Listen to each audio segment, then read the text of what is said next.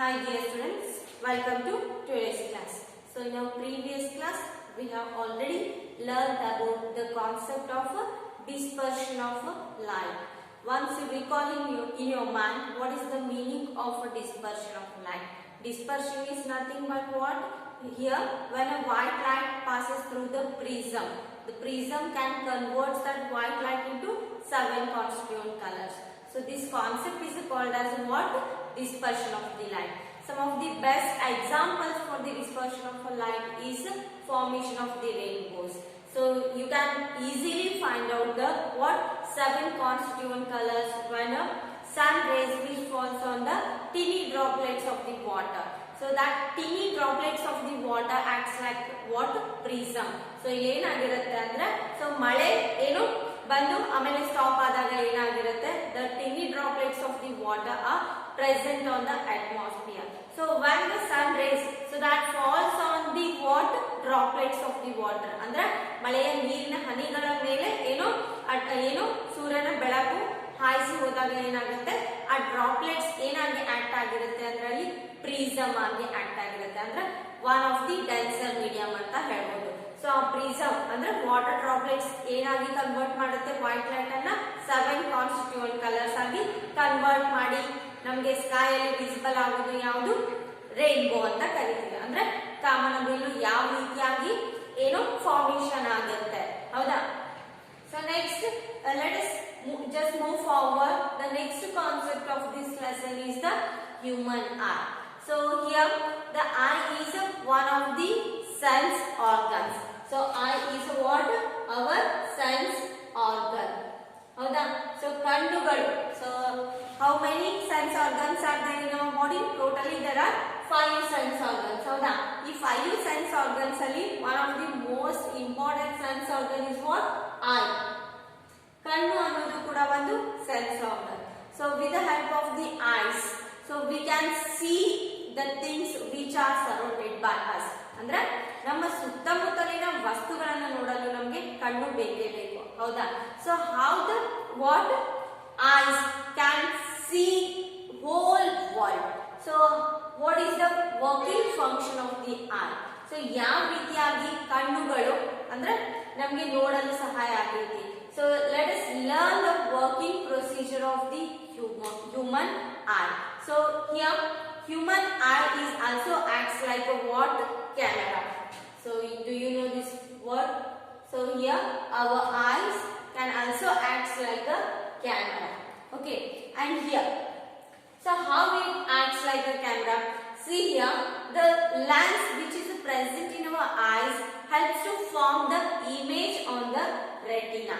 So ಕಣ್ಣಿನಲ್ಲಿ ಇರ್ತಕ್ಕಂತ lens ಏನ್ ಮಾಡ್ತೈತಿ ಅಂದ್ರ ಸೊ ನಮ್ಗೆ ಯಾವ ರೀತಿಯಾಗಿ ಇಮೇಜಸ್ ಫಾರ್ಮೇಶನ್ ಆಗ್ತಾವ ಅನ್ನೋದ್ರ ಮೇಲೆ ಡಿಪೆಂಡ್ ಆಗಿರ್ತಾವ. So here the lens which helps to form the image on the surface of the retina. So let us learn how the light which enters into our eyes. So look at here. The total transparent what surface of the eye is called as the cornea. So ನಮಗೆ transparent material ಏನು ಕಣ್ಣಿನಲ್ಲಿ ಕಾಣಿಸುತ್ತಲ್ಲ so that is what cornea ಹೌದಾ. here a transparent material which bulb front of the eye. Okay, so this is called as the cornea. And next behind the cornea here one of the here behind the cornea here iris is present in our eyes. So ಎಲ್ಲಿ cornea ಹಿಂದ್ಗಡೆ ಏನಾಗಿರುತ್ತೆ iris present ಆಗಿರುತ್ತೆ. Okay, so first thing today let us learn about the structure of the human eye. Later we will discuss about some of the main function of the what each and every concept in our eyes.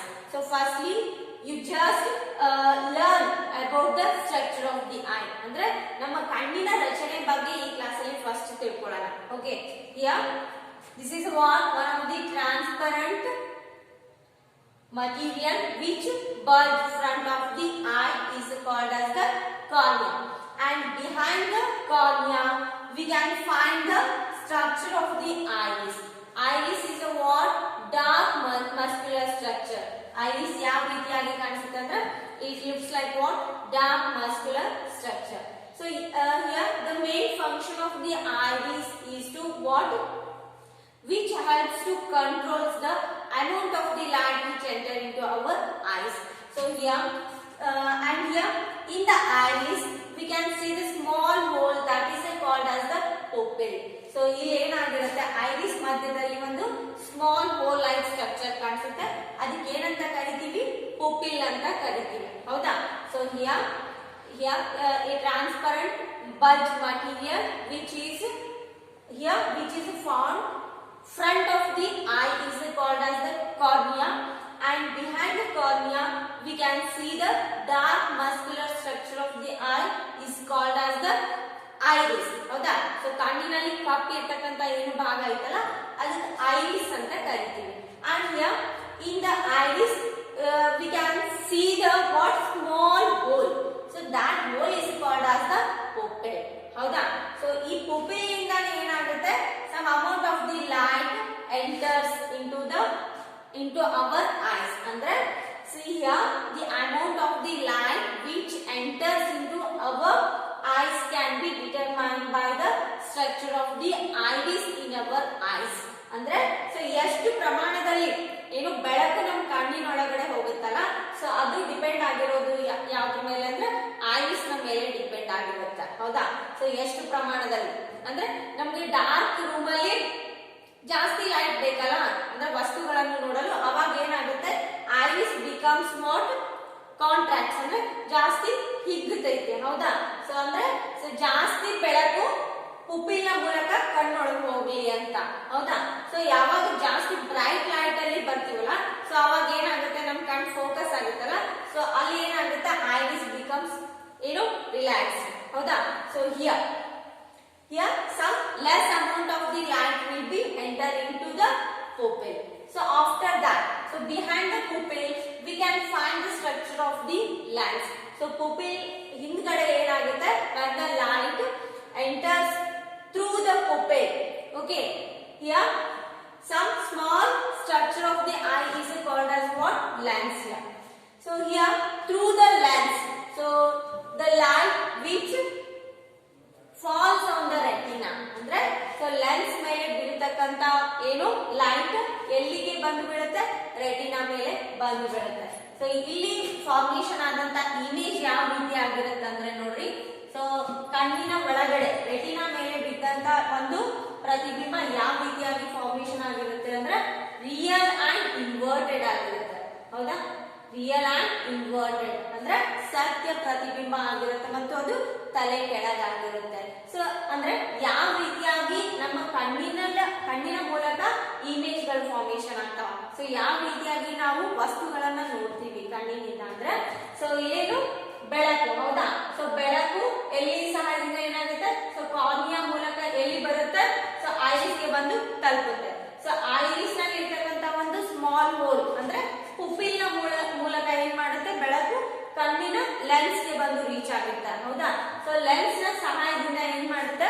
So ಕಣ್ಣಿನಲ್ಲಿ ಇರ್ತಕ್ಕಂತ lens ನ ಸಹಾಯದಿಂದ ಏನು ಪುಪಿಲ್ ನ ಮೂಲಕ enter ಆದಂತ light retina ಮೇಲೆ ಬಂದು ಬೀಳುತ್ತೆ. ಅಂದ್ರೆ ಆಬ್ಜೆಕ್ಟ್ ಯಾವ ರೀತಿಯಾಗಿ ಫಾರ್ಮೇಶನ್ ಆಯ್ತು? ನಮ್ಮ ಕಣ್ಣಲ್ಲಿ ತಲೆ ಕೆಳಗಾಯ್ತು. ಅಂದ್ರೆ ಸೊ ಇಲ್ಲೊಂದು ಪರ್ಸನ್ ಇದ್ದಾನೆ ಅನ್ಕೊಂಡು, ಹೌದಾ? ಸೊ ಈ ಪರ್ಸನ್ ಏನಾಗ್ತಾನ? ಇಲ್ಲಿ ಕಣ್ಣೊಳಗ ಉಲ್ಟಾ ಫಾರ್ಮೇಶನ್ ಆಗಿರುತ್ತೆ, ಹೌದಾ? ಸೊ ಅಂದ್ರೆ ತಲೆ ಕೆಳಗಾಗ ಪ್ರತಿಬಿಂಬ ಫಾರ್ಮೇಶನ್ ಆಗಿರುತ್ತೆ. So after that with the help of the what? Optic nerves, so we'll send the messages through the optic nerve to the brain. ಅಂದ್ರೆ ಸೊ ಕಣ್ಣಿನ ಮೂಲಕ ಬಂದಂತ ಒಂದು ಮೆಸೇಜ್ ಅನ್ನ ಏನ್ ಮಾಡುತ್ತೆ? ಇದು ಆಪ್ಟಿಕ್ ನರ್ವ್ ಬ್ರೈನ್ ಗೆ ಸೆಂಡ್ ಮಾಡುತ್ತೆ, ಹೌದಾ? here the optic nerve which helps to send the messages from the eyes to the brain. Then the brain can completely recognize the what? Here the structure becomes here a person. The structure in front of the eye is a person. Andre brain which helps to see the objects clearly and also we can find the erect images. Andre so brain ಏನು ಮಾಡುತ್ತೆ ಅಂದ್ರೆ finally ಅಂದ್ರೆ object ಏನೈತಿ ಅನ್ನೋದ್ರ ಮೇಲೆ depend ಆಗಿರುತ್ತೆ, ಹೌದಾ? So ಯಾವ ತರ ಆಬ್ಜೆಕ್ಟ್ ಐತಿ ನಮ್ಮ ಎದುರುಗಡೆ ಕಣ್ಣಿನ ಮುಂದ್ಗಡೆಗೆ ಯಾವ ತರ ಆಬ್ಜೆಕ್ಟ್ ಐತಿ ಅನ್ನೋದು ಬ್ರೈನ್ ಡಿಸೈಡ್ ಮಾಡಿ ಸೊ ಅಲ್ಲಿ ಏನಾಗುತ್ತೆ? ನಮ್ಮ ಬ್ರೈನ್ ಅಲ್ಲಿ ನೇರವಾದಂತ ಒಂದು ಇಮೇಜ್ ನಮ್ಮ ಕಣ್ಣಿನಲ್ಲಿ ಕಾಣಿಸುತ್ತೆ ಹೌದಾ. ಸೊ ನೋಡ್ರಿ ಇನ್ನೊಂದ್ಸಲ ಹೇಳ್ತೀನಿ. ಸೊ ಯಾವಾಗ ಲೈಟ್ ನಮ್ಮ ಕಣ್ಣಿನ ಕಾರ್ನಿಯಾ ಮೇಲೆ ಬೀಳುತ್ತಲ್ಲ, ಸೊ ಕಾರ್ನಿಯಾ ಹಿಂದ್ಗಡೆ ಏನಾಗಿರುತ್ತೆ, ಸೊ ಡಾರ್ಕ್ ಮಸ್ಕ್ಯುಲರ್ ಸ್ಟ್ರಕ್ಚರ್ ಇರುತ್ತೆ ಹೌದಾ. ಈ ಡಾರ್ಕ್ ಮಸ್ಕ್ಯುಲರ್ ಸ್ಟ್ರಕ್ಚರ್ ಅಲ್ಲಿ ಒಂದು ಸಣ್ಣ ಹೋಲ್ ಇರುತ್ತೆ. ಸೊ ಈ ಹೋಲ್ ಸಹಾಯದಿಂದ ಏನಾಗುತ್ತೆ, ಲೈಟ್ ನಮ್ಮ ಲೆನ್ಸ್ ಗೆ ಬಂದು ರೀಚ್ ಆಗುತ್ತೆ ಹೌದಾ. ಸೊ ಈ ಲೆನ್ಸ್ ಇಂದ ಏನ್ ಮಾಡುತ್ತೆ, ಇಮೇಜಸ್ ರೆಟಿನಾ ಮೇಲೆ ಬಂದು ಬಿಡುತ್ತೆ. So here one of the point to B observed here, blind spot. Blind spot. What is it mean by blind spot? Here there is no sense organs. Light sensitive organs are present in between the optic nerve and the retina. So ilenagirutte, the meaning of the blind spot here, there is no images are formed in between the optic nerve, in between the junction of the optic nerve and the retina. So that surface or that spot is called as the blind spot. Blind spot ಯಾವ ರೀತಿಯಾಗಿರುತ್ತೆ ಅಂದ್ರೆ, so ಈ retina ಮತ್ತು optic nerve ಗಳ ಮಧ್ಯದಲ್ಲಿ ಏನಾಗಿರಂಗಿಲ್ಲ, image formation ಆಗಿರಂಗಿಲ್ಲ. ಯಾಕಂದ್ರೆ ಅಲ್ಲಿ light sensitive organs ಇರಂಗಿಲ್ಲ. So because of this reason there is no formation of the image in between the retina and optic nerve. So this is a very important concept to be remembered. Okay, one more question it is, what is the mean by blind spot? Yeah, the junction of the optic nerve and the retina, there is no image is formed. Okay, so because in between the retina and the junction of the optic nerve, there is no light sensitive organs are present, or light sensitive cells are not present in between the optic nerve and the retina. ಇವೆರಡರ ಮಧ್ಯದಲ್ಲಿ ಏನಾಗಿರಂಗಿಲ್ಲ, so ಬೆಳಕನ್ನ recognise ಮಾಡುವಂತ cells ಏನಾಗಿರ್ತಾವ, present ಇರಂಗಿಲ್ಲ. So ಅದಕ್ಕೆ ಏನಂತ ಕರಿತೀವಿ, blind spot ಅಂತ ಕರಿತೀವಿ ಹೌದಾ. So let us learn more about the concept of human eye in our next class. So next class ಅಲ್ಲಿ complete the structure and also with diagrammatically I will explain in the with the help of the projector. So projector ಮೂಲಕ ನಾನು next class ಅಲ್ಲಿ further information ಅನ್ನ ಹೇಳ್ತೀನಿ. So ಇದರಲ್ಲಿ ಏನಾದರೂ doubts ಇದ್ರೆ ನೀವು ಕಾಲ್ ಮಾಡಿ ಕ್ಲಿಯರ್ ಮಾಡ್ಕೊಳ್ರಿ. ಸೊ ನೆಕ್ಸ್ಟ್ ಕ್ಲಾಸ್ ಅಲ್ಲಿ ಇದ್ರ ಬಗ್ಗೆ ಕಂಪ್ಲೀಟ್ ನೋಟ್ಸ್ ಅನ್ನ ಕೊಡ್ತೀನಿ. ಓಕೆ.